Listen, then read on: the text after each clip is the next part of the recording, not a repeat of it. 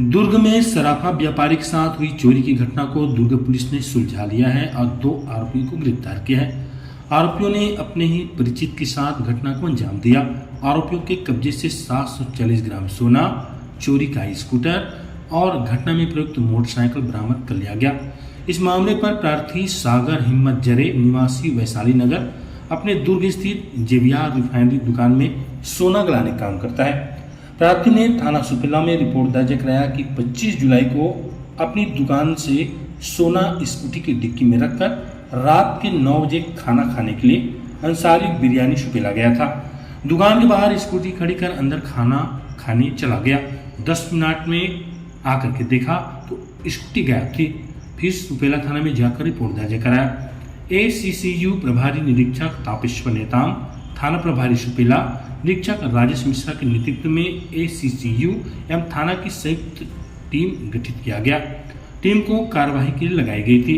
आने जाने वाले रास्तों में लगे सीसीटीवी कैमरों के फुटेज प्राप्त कर फुटेज का सूक्ष्मता से अवलोकन किया गया, जिसमें घटनास्थल पर एक मोटरसाइकिल में सवार होकर आए 2 रेड कोट पहने व्यक्तियों के द्वारा चोरी की घटना को अंजाम देना पता चला, जिसके आधार पर आरोपियों की पतासाजी करने टीम द्वारा विशेष सूत्र लगाए गए थे। तभी सूत्रों द्वारा पता चला कि वायसेस ओवरब्रिज के नीचे नर्सरी के पास 2 व्यक्ति आपस में सोने के बंटवारे की बात कर रहे हैं। सूचना पर टीम द्वारा मौके पर पहुंचकर घेराबंदी किया गया। 2 व्यक्तियों को पकड़ी गई। सघन पूछताछ करने पर अपना नाम नरेश सोनी, आनंद सोनी बताया। पूछताछ में आरोपियों द्वारा 25 जुलाई को अपने परिचित सागर हिम्मत जरे के पास रखे सोने को चोरी करने की नियत से उसका पीछा किया और सुपेला अंसारी बिरयानी के सामने स्कूटी एवं डिक्की में रखा सोना चोरी करना, सोने को आपस में बांट लेना बताया गया।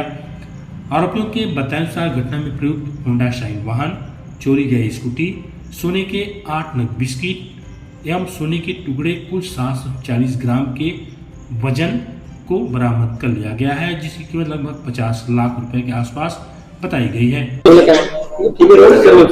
दिनांक 25 तारीख की दरमियानी रात करीब 9 बजे के आसपास सुपेला थाना क्षेत्र के अंसारी बिरयानी के दुकान के पास से एक स्कूटी गायब हुई थी, जिसमें करीब 50 लाख के सोने का जो बेक्स होते हैं उनके गायब होने की रिपोर्ट दर्ज कराई गई थी।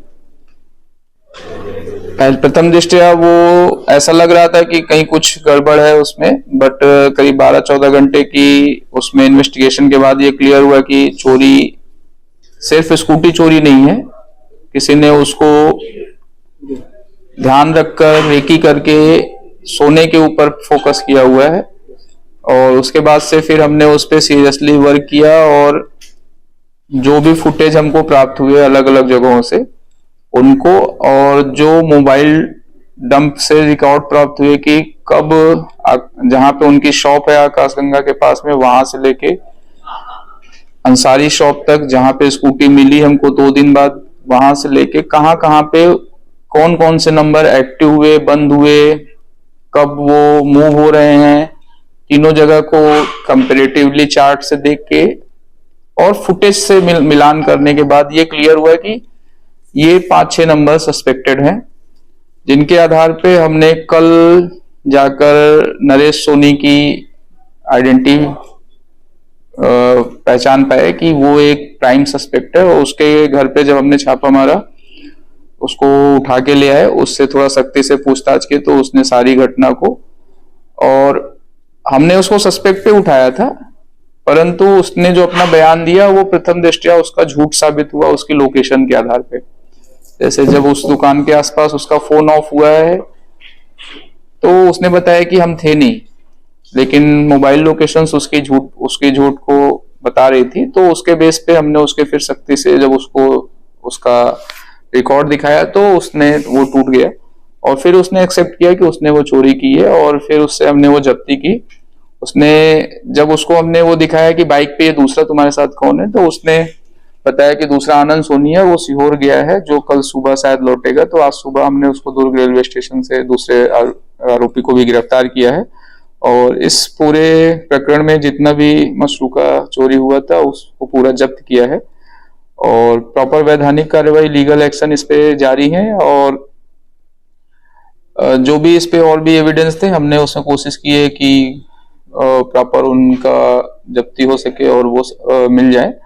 सबूत मिटाने का इनके द्वारा प्रयास भी किया गया था, तो उन सब धाराओं में इनके खिलाफ लीगल कार्रवाई की जाए। सर कारण क्या बताया ये सब करने का? कारण जो पूछताछ में अभी सामने आया है, आप लोगों ने भी पूछा, उसमें इनका बोलना है कि मार्केट में इनका व्यापार अच्छा नहीं चल रहा था। ये सब भी गोल्ड सोने के ही काम करते हैं और इनके ऊपर करीब 30-35-40 लाख की देनदारी यहाँ चल रही हैं। सभी भारी कर्ज में डूबे हुए हैं।